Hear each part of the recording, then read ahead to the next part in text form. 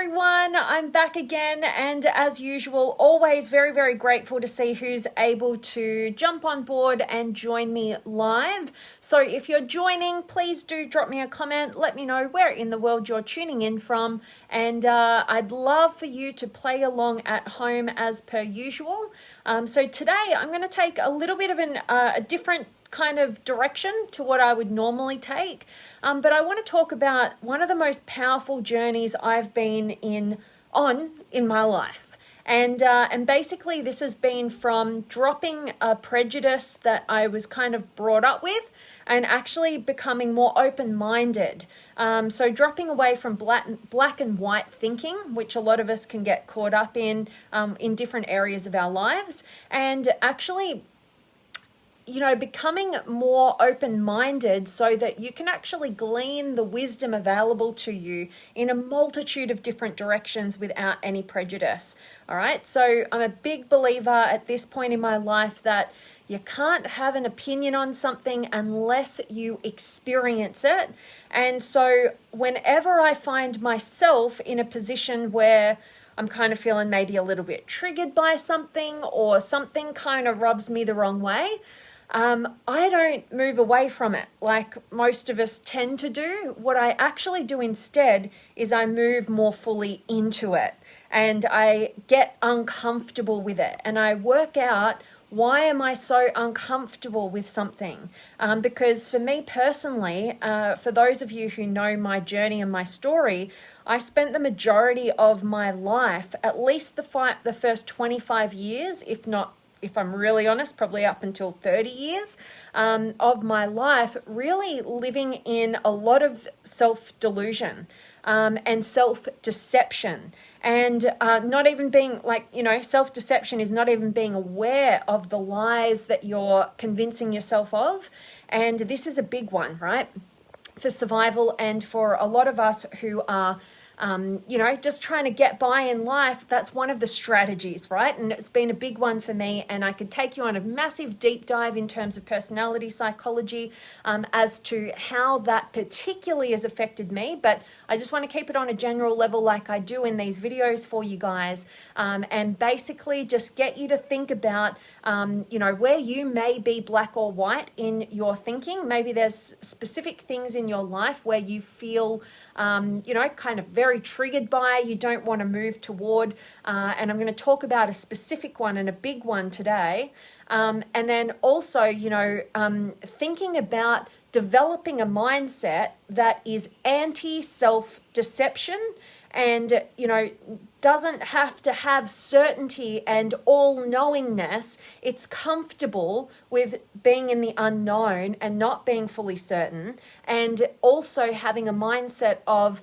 you can't have an opinion on something unless you experience and try it. All right. So that for me personally just keeps me in a very open frame about things, and it makes me hyper aware when I find prejudices coming up, and I personally choose not to live that life. I want to be awake to everything because I know what it is to be completely deceptive of everything for myself, right? Completely blind to the truth that's all around me as a protection mechanism. I'm terrified of falling back into a pattern like that, right? Because I know what it costs you in terms of your truth as a human being. So today, I want to talk specifically about I want to talk about religion, and I want to give you my personal experience in the hope that it just helps you, no matter what background you come from, no matter how you've been brought up. It just gives you some personal perspective, and you can try it on for size in terms of, not being so black and white about things. So today's message is that we need not be religious to glean spiritual wisdom available to us, okay? And I'm going to unpack what that means, and I'm going to share something interesting with you as well. So basically, to give you a background, for me personally, I grew up in not necessarily an atheist family, but not a religious one, right? And I say that by way of atheism is actively saying there's definitely no God, and it's kind of acting against that there are any gods whatsoever. I didn't grow up actively thinking about religion at all. We just didn't grow up in a religious family, right? And so the only real taste of religion I ever had was my best friend, her dad was religious, and I used to sometimes go to Sunday school with her, right? And there was no religion practice. It was really just, playing with other kids, right? And then when I went to high school, when I changed high schools and moved interstate, I went to very Christian, religious high school from years 8 all the way through till 12. And that was my first real interaction with a lot of people who did practice their religion. And also, at the school that I went to, I had to practice religious studies and, Bible studies and, go to chapel and all those sorts of things. But I didn't really think all that much of it. I just thought it was some other thing I had to do at school, right? And so it wasn't really until actually I picked up this book. Here's a book. It's called A Course in Miracles. It's a really big, fat book, right? And you guys might have heard of it. I picked it up for the reason that I'm going to share with you. So basically, when I started learning all about personal development and particularly around relationships, when I really started diving into that, basically, I think I picked this book up when I first moved up north to Noosa, and it would have been 2014, I think. And basically, I was compelled to pick up this book because a lot of the people that I was learning from actually based their whole books and all their teachings and trainings that they dedicate their lives to from this book, A Course in Miracles. So I was like, I got to get a hand on that, right? And when I first picked it up, the first half of the book is heavily religious, right? God, Jesus, all the religious, language is used. It's almost like reading the Bible, right? And then the second half of it is you do a lesson every day, right? That's why it's called A Course in Miracles. There's, and they're brilliant lessons, right? For developing yourself and your mindset and differentiating between your thoughts and your identity and all sorts of great stuff, right?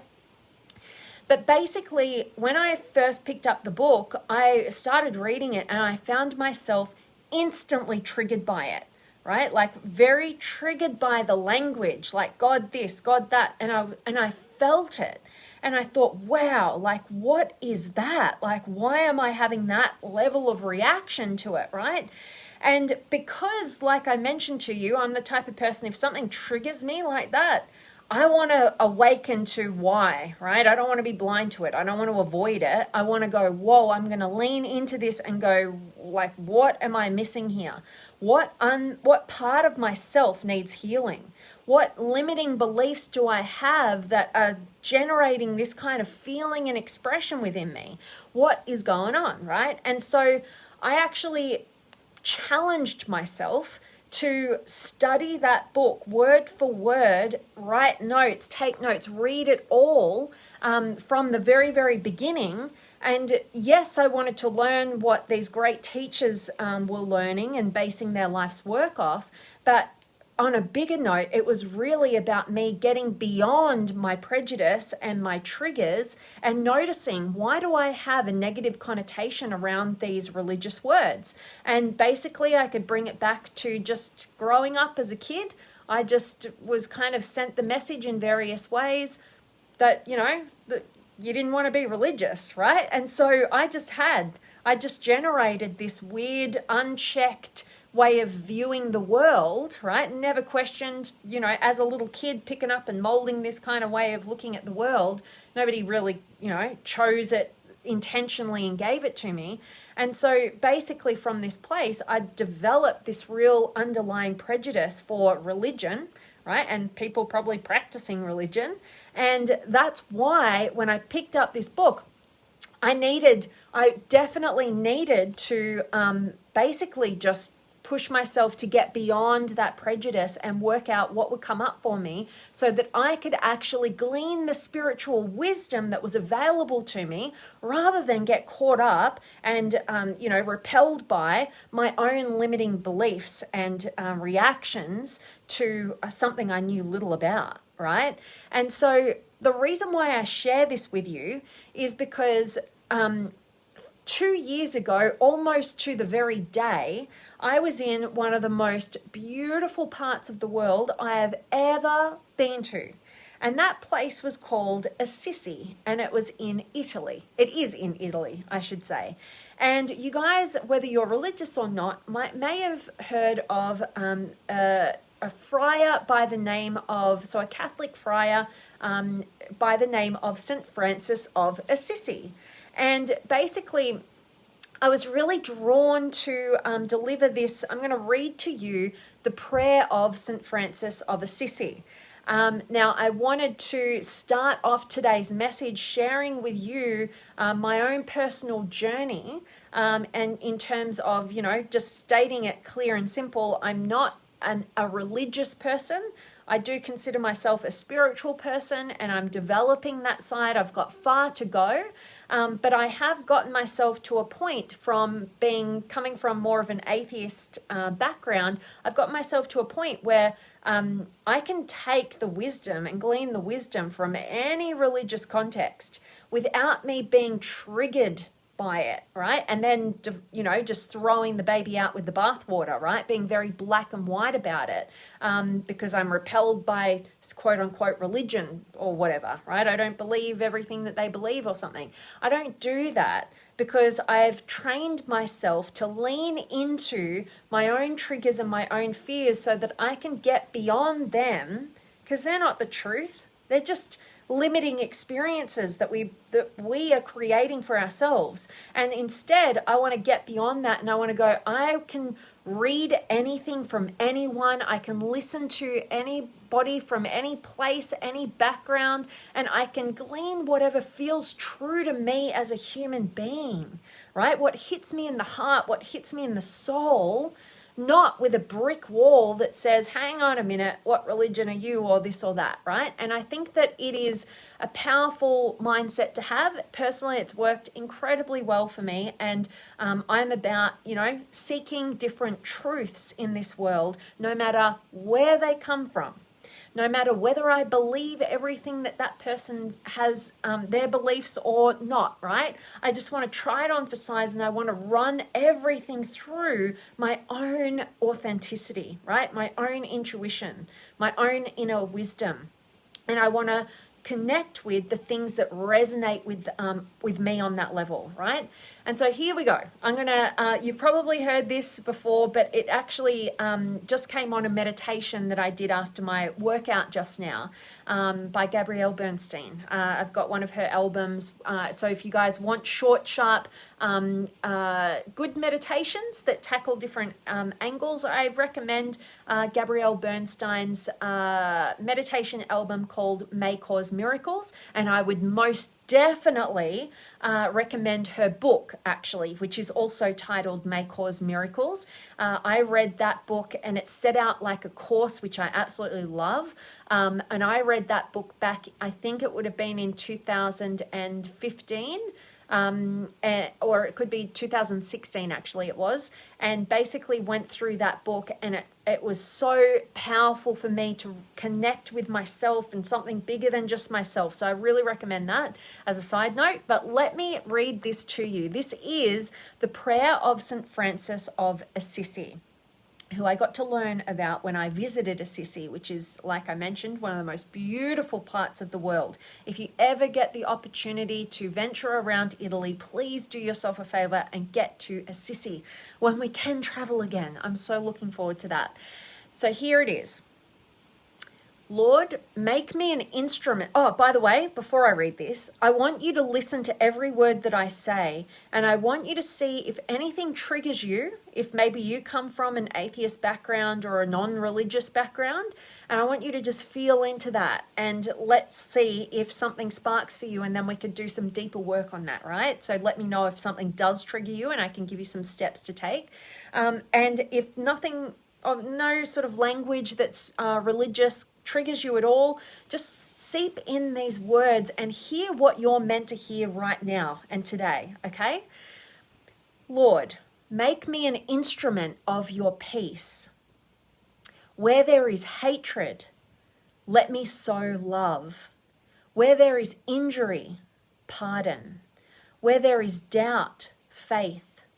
Where there is despair, hope. Where there is darkness, light. And where there is sadness, joy.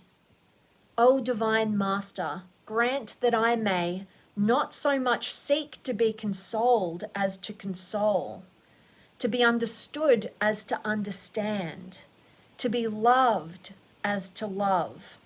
For it is in the giving that we receive, and it's in the pardoning that we are pardoned, and it's in the dying that we are born to eternal life. Amen. All right? And I can say all that coming from a non-religious background, and I can glean the spiritual wisdom. So there's so much in that, obviously, to unpack, and we could speak for days. I could do a whole Facebook Live on every single line of that prayer, right? Because there's so many powerful words in that. But I'd love to hear from you. What resonated? Was it about being an instrument of peace, you know, in this crazy, chaotic time in the world right now? Was it about, you know, swapping hatred for love, right? These are all polarities that I'm going to share. Was it about, you know, instead of focusing on injury, what pain has been caused, focusing on pardoning, focusing on forgiveness? Is that an area that's most important right now? Are you doubting yourself, your life circumstances, and really you need to tap into some faith right now? You know, are you in a state of despair and really you need to be your own messenger of hope? Is there so much darkness right now that it's calling for you to step up and be the light? Are you trapped in sadness and you really need to see the other side and experience the joy? You know, and really, you know, instead of us focusing on this what's in it for me victim mentality, you know, trying to get something from the external world, you know, trying to be consoled, how about we console those around us, right? Because as St. Francis of Assisi says, you know, it's in the giving that we receive. It's so true. When we get caught up in our own, you know, limited ways of being, our own little, you know, subjective fears, that's when it all gets magnified and life feels really tough and hard. And it's every time we get outside of ourselves and we use what we know is valuable, like how valuable it would feel for somebody to shower love upon me right now. And instead of feeling down and hard done by because we're not having that someone in our life showering us with love, what if we got out there and we showered the people that we care about with love, or strangers, who cares, right? And it's in that you feel life's meaning. Right? It feels like you actually can make a meaningful difference. Your life matters. And that's what gets you beyond your subjective experience and into something that creates real meaning and fulfillment in your life, right? You know, don't seek so much to be understood as much to understand, right? That's a big one in all of our relationships. I'm always saying that whenever there's conflict, it's because we're just trying to be understood and we're not trying to understand. We're pushing our perspective so that we can have understanding, feel that we're understood, rather than knowing that what solves all conflict is through understanding another's perspective. You know, so working on that. You know, just focusing on loving rather than being loved all the time, right? Focusing on what you're giving, not just getting. And albeit that we want to be open to receive as well. And, the big one that I took from this is it's in the pardoning that we are pardoned. This is a big one because I think forgiveness is one of the most beautiful things that we can ever engage in our lives. And forgiveness, as we know, doesn't mean that we are excusing poor behavior or treatment. But what forgiveness is, what pardoning is being able to see the humanness in other people's mistakes. And if we're unforgiving of ourselves or unwilling to pardon ourselves, it's in the understanding and the acknowledgement of our own humanness in our own mistakes. And when we do that, we set ourselves free, right? There's so much value in that. To me, that's the line that stands out. So I'd love to hear from you guys. And the last line, it's in the dying that we are born to eternal life. I actually see that is as my interpretation, coming from a non-religious background, I should say. For me, that's more focused on the dying of, just our self, right? Just our self-focus. It's more in transcending the mere self, not at the expense of the self, but in the connection of all, right? And that's how I feel, the eternal life, right? Being able to be in reality of life, being fully connected, all of who you are connected to everyone in this world, right? That to me is that's how I interpret that last line. Anyway, I hope that me sharing, my personal experience with religion and spirituality and also this beautiful prayer from St. Francis of Assisi, I hope that it really resonates with you guys, and I'd love to check in with your comments right now. So I'm going to go in there and check out who's been able to join me. So drop me a comment. Say hi, any words of wisdom that you'd love to share, or any comments or anything that came up for you during this live. I'd love to hear from you, or any questions, anything that you'd like to share. So let me check in. I have got Dahanjay and I've got Tapavizi. Oh my gosh, I'm going to practice your name. Tapasvi. Always get that wrong. But anyway, Twan's here as well. And like to know, Dahanjay would like to know how to avoid lust. That's an interesting question. I like it. I always love when you guys drop me some comments and challenge me like this. So I would say that, the simplest way would be to see how lust is creating more drawbacks than benefits in your life. What is, engaging in lust, or how is that actually operating in your life? And how is it detrimental to your goals, your visions, and your values? And basically that to me makes the difference, right? Because I tend to take Dr. John Demartini's perspective on this, which is anything that anyone does in this life, no matter whether it appears to be a bad thing, a good thing, whatever, they're doing it, they're engaging in it because they see more benefits than drawbacks in doing it. And to stop doing it, they're seeing more drawbacks than benefits. So I'm not precisely familiar with what you're talking about exactly when you talk about lust, and how that shows up for you specifically in your own life. But basically, this is how we change any behavior that we don't want to engage in anymore. And basically, it comes down to this, like if you genuinely can see and know that there are more drawbacks than benefits in continuing that behavior, and then you consciously identify all the benefits in you changing that behavior and see that they far outweigh any of the drawbacks with you changing that behavior, you will change. This is just how us humans work, right? So we can analyze and, make everything more difficult than it needs to be. But basically, if we just strip everything back to how we work as human beings, it's just about bringing that conscious awareness around the drawbacks and the benefits. And when we genuinely do that work to stack up in our favor for the change, all the benefits for changing, and make sure that they far outweigh the drawbacks for changing, and then we see all the benefits that our life will, we'll experience if we do something different, and rather than stay the same, that you'll just automatically seek out the ways of doing that, right? So it doesn't start with the how-tos, it starts with the clarification within about, the pleasure and the pain, like why we're being driven to do the things that we're doing.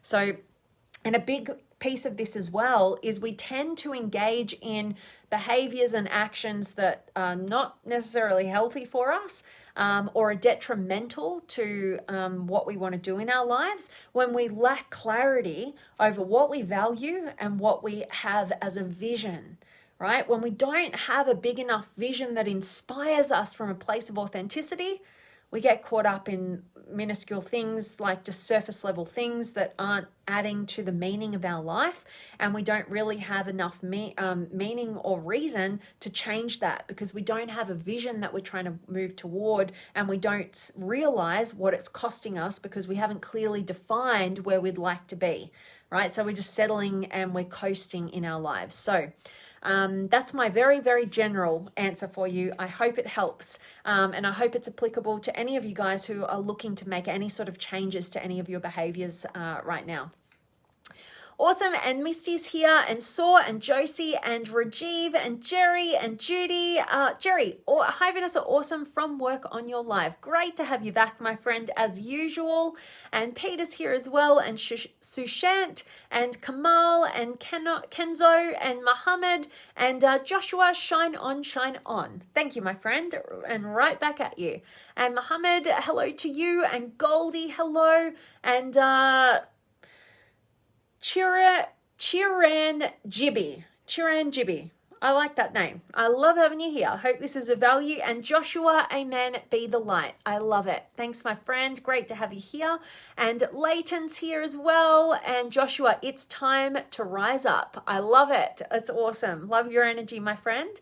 And Jerry, religion was part of my childhood, to Saturday Mass with my grandmother and Sunday morning Mass to watch Rex Humbart. It's still in me. Now in my life, it's so good to be kind and love yourself and share. I love that, my friend. And yeah, many of us, like, I'm not here to question anybody as well. Like, one thing that I would say is that really connects to all the mindsets that I've shared with you today is also, if something's working for somebody, let them do it, right? Like, why try and change them?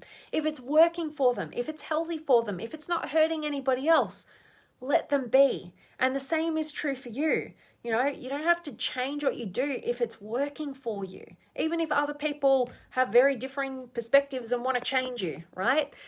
So I think that's a really valid point as well. And I so appreciate you sharing your experience here, Jerry. That's awesome. And definitely be kind, right? And Farhad's here as well, and Vivek, and Jerry, awesome message, Vanessa. I'm grateful to hear that. Always love when these messages resonate with you guys. And Raymond's here as well, and Joshua, we are all one. So perfectly put, my friend. And Jamal is from Dubai. Oh my gosh, I was in Dubai almost 2 years ago. It'll be 2 years in November. Was my very first time in Dubai, and it is an incredible part of the world. So love that, Jamal. Good to have you here. And their eyes for lost women. For things stop envy. Sorry, Joshua. For things stop envy and be happy with what you have first. Yeah, absolutely. That's true. That is true. I like it. Keep your eyes up for lust for women. Good point. Good point there. And Adrian's in the house. Good morning from Sweden. Awesome to have you. Long time no see. Finally, you go live a bit later, and not when I'm always at sleep. Exactly. So happy to join you live again. You're rocking it as usual. Adrian, I've missed you, my friend. And yeah, I am doing it quite late today, 5:30. That's very late for me to do a Facebook Live. So love that this was a time that you could join from beautiful Sweden, a part of the world I can't wait to get to when I get to travel again. So love having you here, my friend. And Bet's here, and Paul's here, and the Barbie doll coach. All right, I'll take it. And Celine's here, awesome. And Leanne is here as well. And Adrian, great value today. Love the part about forgiveness. Forgiveness is a gift you give yourself. So beautifully put, my friend. That's definitely the part that I most resonated with that, right? It's in pardoning that we are pardoned. You know, it's in the forgiving of others that we are free, right? And also the forgiveness of ourselves, right? So I love that, Adrian. So awesome. And Tyler's here as well. And Celine, yay. Hey, beautiful. Just catching you live now. Looking forward to the replay. Sending you big hugs and love. And right back at you. I miss you. Hope you're doing amazingly well. And Muhammad's here as well. And Saneed and Ralph and Tyler. Forgiveness is very hard for me to find. I give little mercy on those that do me wrong in my life, but somehow my heart still remains to be pure gold. I don't know. I love that, Tyler. You know, I think that's part of the beauty. Like, you know, having a heart of gold, I think, is one of the most attractive qualities out there, right? When we get to witness people who have that genuine heart of gold, right? They genuinely want the best for others. They genuinely see the best in others, and they want to draw that out. I don't know about you, but I love that. And I'm grateful that you haven't lost that, right? Because it can be really, really challenging, right? You know, definitely forgiveness is something that is very connected to our level of trust within ourselves. So try this on for size and hope that this resonates. Whenever we cannot let go of, you know, somebody like a past pain, right? Like somebody's done something that we cannot forgive. Basically, I put it down to this, which is the work that we can do on the individual level is building our trust in our own ability to be okay when people do hurtful things in our lives, right? We oftentimes feel like we're protecting ourselves by holding on and not forgiving, but actually what we're doing is we're preventing ourselves from doing the work to build the necessary trust within ourselves so that we can go out into the world with that beautiful heart of gold, like you say there, Tyler, you know, that open-heartedness, right? And, you know, we can still love and be loved, and we can, you know, not be limited by the ways that other people have previously hurt us, right? And we can actually utilize it to go, you know what? It has less about that person because they're another human being human, right? A great key to this is not only the work that we do to build the trust within ourselves, but it's actually in the finding of the ways in which we could engage in the exact same ways that that person did that hurt us, right? And when we can see ourselves in others, we get that level of understanding, right? And then we can see what was behind that, what fear was driving that. We don't condone behavior. We don't have to let everybody into our inner circle, right? Sometimes it means that's a boundary, that person's not coming back in. But we have to be doing the work on ourselves personally to not play the victim, but be the creator of our lives, and to know that if we're still holding on and we cannot forgive, that's work that we need to do.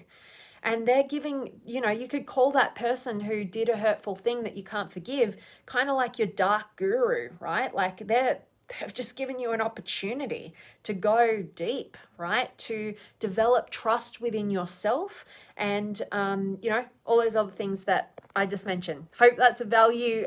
You know, I could go on and on and on, but hope that that's a value, Tyler. And I so appreciate you sharing all of that with you now, with all of us now. And Lachlan's here as well. Awesome. And Rolf, the Barbie doll approach, definitely a compliment. Good luck on your life. Thank you, my friend. Appreciate your kind words. And Ashton is here as well. And Tyler, I got to go, miss.